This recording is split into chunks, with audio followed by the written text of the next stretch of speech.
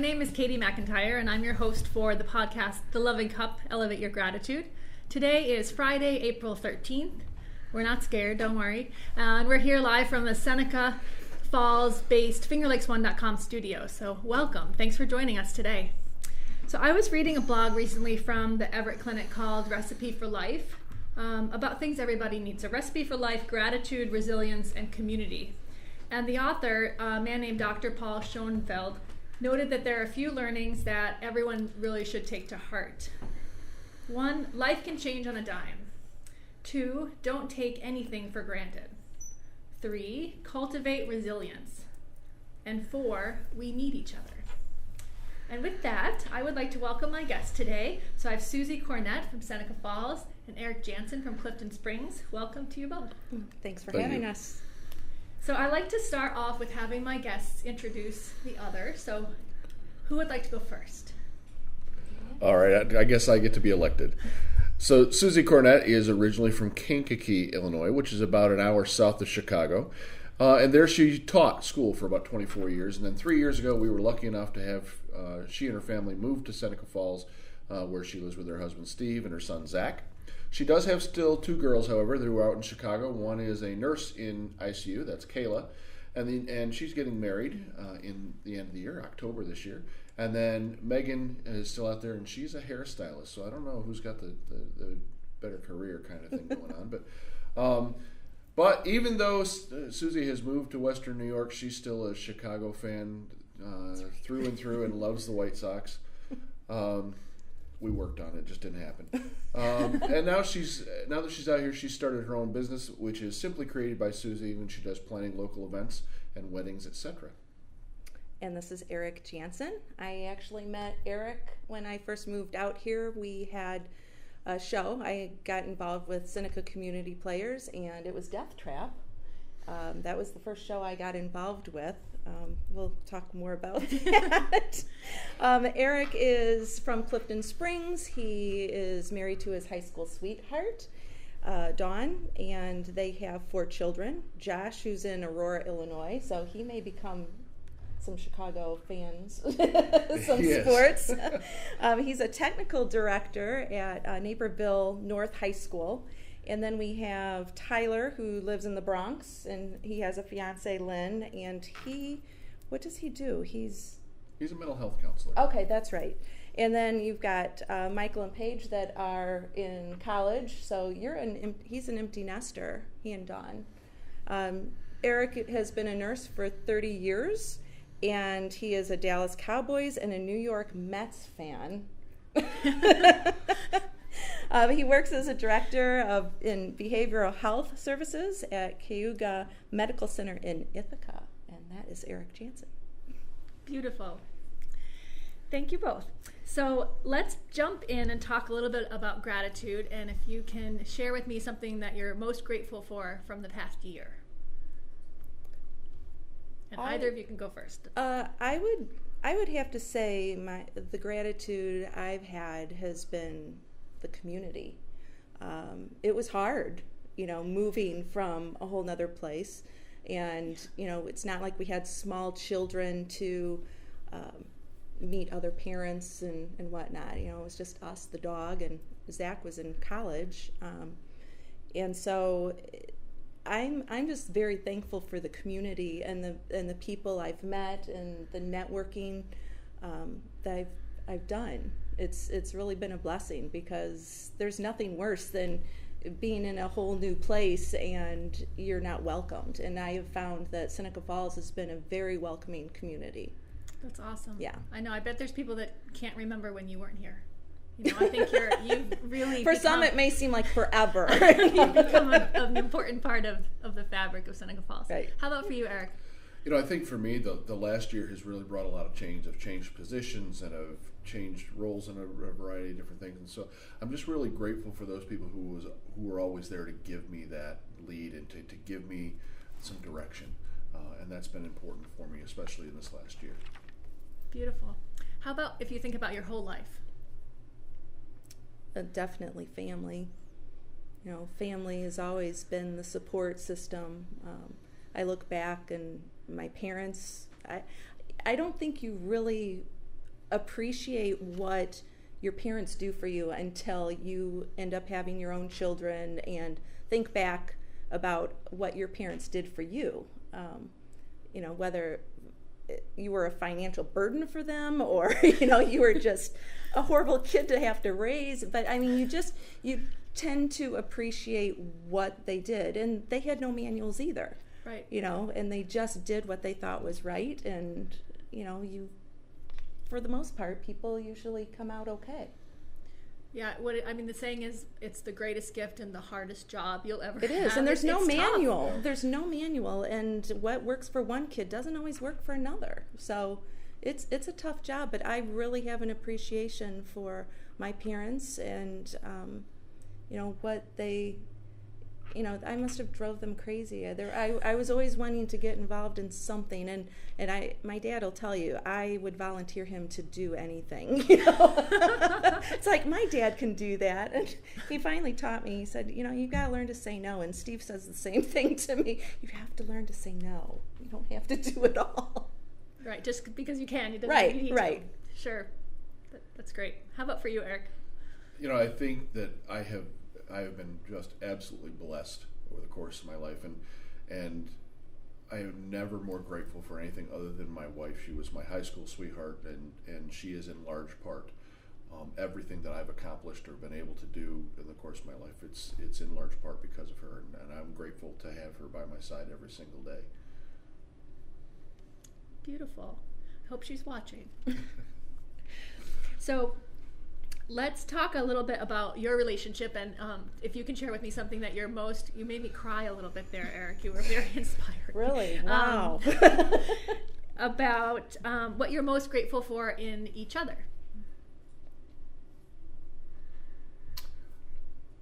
That's actually not terribly hard. I mean, even though I've only known Susie just a little while, comparatively, I think that we have developed a very strong friendship. I think we work really well together.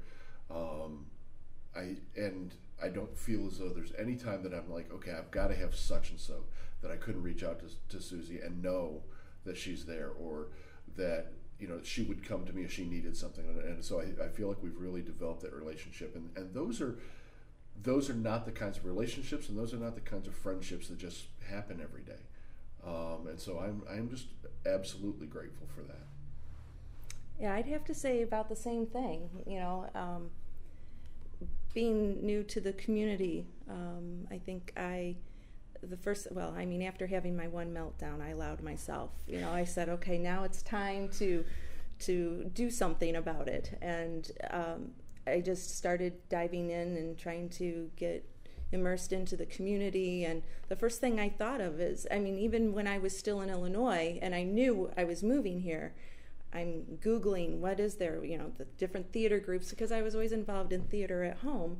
And so the theater people usually play pretty well together in the Sandbox, and they're usually a really fun group. And so I knew that I needed to get involved with that. And Eric was in the first show that I got involved in. I knew nothing about props. I knew nothing about costumes.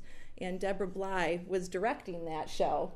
And she said, okay, you can do this. And I walked into headquarters, which if you've never been in headquarters, it's just a massive space with props and costumes, and really only one person really knows where everything's at. That's Jane.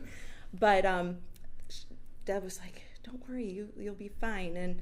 But I had to ask for all of these weird weapons, like the bows, and here I am, this new person in town from Chicago, which is known for they're always known for violence. And they're probably thinking, who is this person? Who's this gangster? Emailing me, asking for these things. But I think that's where the friendship began, and it built on. We've worked together on a lot of different things, and Eric's been supportive on my new ideas. I think some people probably thought, are you kidding me? Are we going to really try this? But Eric's always said, I'm behind you, let's do it. So I'm very appreciative of that.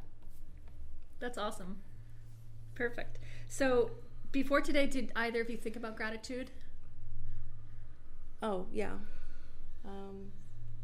Now you did a plug, for your wife, I need to say I'm very, before I get in trouble, I'm very appreciative and with my husband Steve. He's always encouraging me to try things. When we first moved out here and I decided I wasn't going to continue my teaching career, that was a huge loss for me. That was really part of my identity, and he's always my cheerleader. He's always saying, you can do, you undersell yourself, you have a lot to give, and you shouldn't undersell yourself. So he's always in my corner and always pushing me to pursue the things that I really enjoy. So I'm very, very appreciative of having him in my life and having him as my partner. So I'm not altogether certain that I ever put it in the terms of gratitude. If I think back at where I was and the kind of some of the things I've done, I never intended to be a nurse, and yet there was somebody, I like to call them guideposts, who said, this is a path you might want to go. And when I was done with my first degree, and there was somebody who said, this is a path you should consider. And I was done with my second degree, and there was somebody who said, this is a path you should consider. And all of those things have really come together in a way that I have a position that I'm in now that I love what I do every day. I drive from Clifton Springs to Ithaca every day, and people are constantly saying, well, why are you doing that? What a horrible drive. No. And if you love what you do, that's not a bad thing. It's that drive is not a significant issue. And I think from a gratitude perspective, all of those people who helped push me in a particular direction, gratitude really sums it up for all of those things that they didn't have to take that investment. That's awesome. You have to write them a note. I should. So I wanted to ask you, we talked a little bit about community, but if we can talk a little bit more about community and this particular community in terms of gratitude, if we can tease that out a little bit more. I think that, being new, of course, we explored everything. I think we knew somewhat more about the community than some people that have lived here, and that's you just kind of take things for granted, I guess. But we did a lot of exploring, and I don't think people realize the amount of things that are available to them, the resources that are available, and just the things that are free, and people just don't take advantage of that. So I think the community in itself has so much to offer, and not just in Seneca Falls, but just in the Finger Lakes itself. It's a beautiful region, and I was like everyone else. When you say New York, you automatically think New York City, and there's so much more here than just the major city down in New York City. So I just feel that the people here, I don't know, in certain news things, the Seneca Falls has a bad rap, or somebody had made a comment that, they aren't as friendly here if you're an outsider. I don't see that at all. I don't know where that came from, because everyone that I have been in touch with, I felt it's been with open arms, Yeah. So the community in itself is just, I love it. It's a special place. It really is. It is. How about for you, Eric? I think that my path is really not really very different than Susie's. Even though I'm a local kid, I was born and raised in the area, etc. I moved away from the Finger Lakes early on in my marriage. My wife and I and our young child moved to Oklahoma. And we were out there and came back here September 15th, 2001. And of course, the family and all the people that we'd come to know and love in Oklahoma were like, oh my goodness, you're going to New York? And that just happened in New York, and are you going to be safe? And so I was doing some of the same kinds of things that Susie was doing prior to moving back here, and I was looking for that home. Where am I going to fit in? And I looked at the different theater companies, because it had been a decade since I was in this area, and I found Seneca Falls, and it has as a community has welcomed me, and I've developed so many wonderful relationships in this community, and I count it as home. My wife frequently says, if we ever move, I would move to Seneca Falls. I feel, and I think as a family we feel wanted, we feel loved here, and that's a special part of this community that doesn't happen in a lot of places. You could go and be anonymous in a lot of the communities, and I don't think that can happen in Seneca Falls. I've found it to be welcoming. I've found it to be, something that I wanted to be a part of. It's a really good place to be in that regard. That's awesome.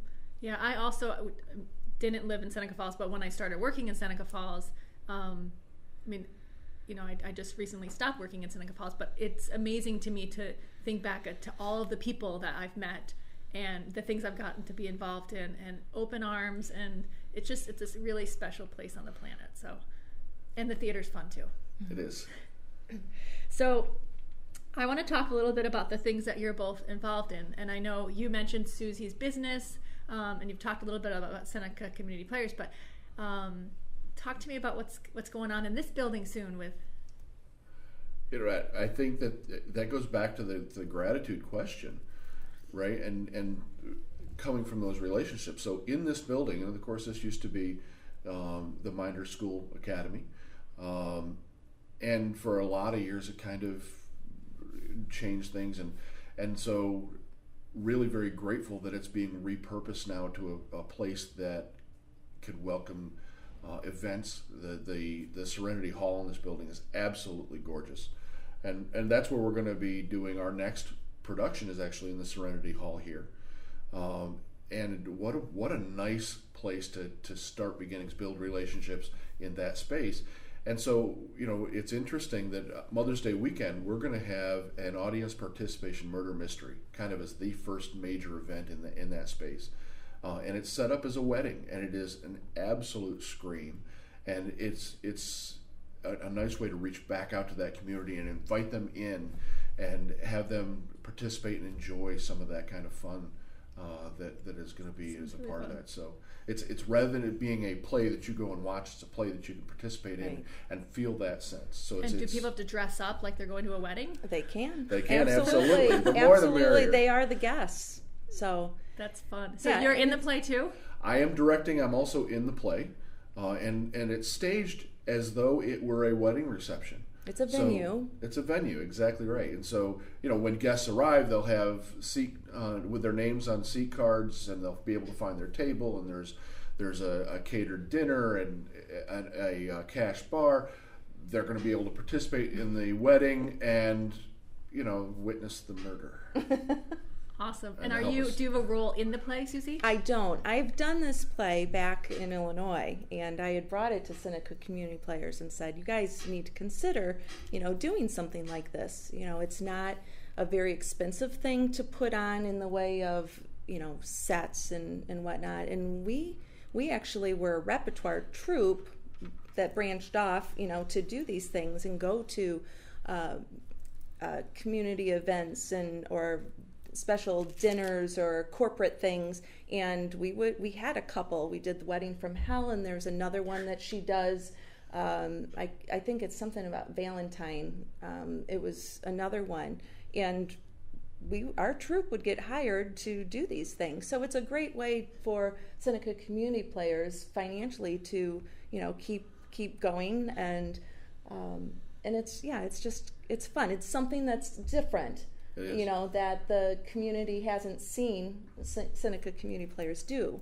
So I recently started working with John and Matt Parrott, who own the building, and Zach and I came for a free yoga class down there, and I had never been in the building. I'd driven by it several times, but I didn't know what was in here. And they've put a lot of money into this building. They have. It looks beautiful. Remodeled it, and I messaged them and said, are you renting that space out for functions? And they said, well, what are you thinking? And so we were just messaging back and forth, and they said, well, we'd like to talk with you. So this is the first really big event that we have in there that's kind of set up. It's a space that would be perfect for, bridal showers or, A wedding reception. Yeah, wedding reception. But it's a beautiful space. It's gorgeous. And then we have the theater that's upstairs. And I haven't been in Serenity Hall, so that's on the first floor? Yeah, that's the lower level, the gym. And I told them they couldn't call it the gym anymore. They had to call it something else. And so, and then we have the theater that they're redoing some things in there and hopefully get some productions going on in there as well. That's fun. That's exciting. So if people want to go to the wedding, what do they need to do? Well, guests could be invited. The production or the wedding is May the 11th. Certainly can go online and look at that. They can go if you're Facebook. They can go to Simply Created by Susie Weddings and Events. There's an event listed there that you can, and then you can buy tickets online, or you can go, if you don't like to do the tickets online, you can go to Bee's Cafe, Woman Made Products, or the Visitor Center and get your tickets. It's $45 a ticket, which is a reasonable night. If you get a table of 8 people, then it's $40. So we're just really hoping that we get the ticket sales and make it a successful event. That's great. So it's Friday night, May 11th at what time? Doors open at 6. There's some pre-show kind of stuff. Dinner starts at 7, and then And really, it's a bargain. They don't have to bring a gift, so No. $45 a person is not bad. In fact, there will be some wedding gifts. There will be that folks could come away with. Yeah. Which might include any number of interesting and fun things for them to do.